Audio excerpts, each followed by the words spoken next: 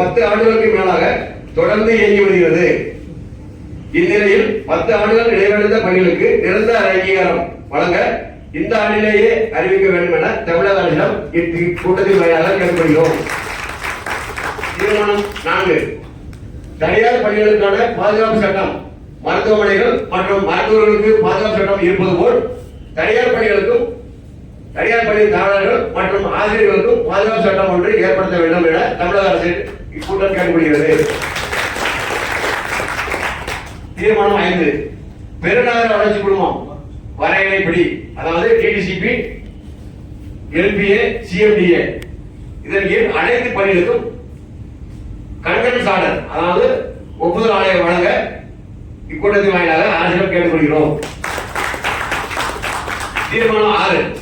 RTE மாணவர்களுக்கான நிலுவைத் தொகையினை உடனே விடுவிக்க கோருதல்.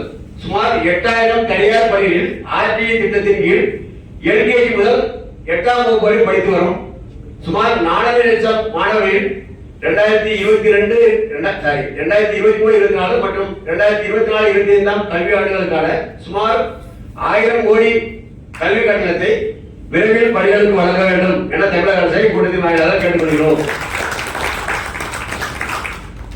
8000 பள்ளிகளுக்கான சுமார் 1000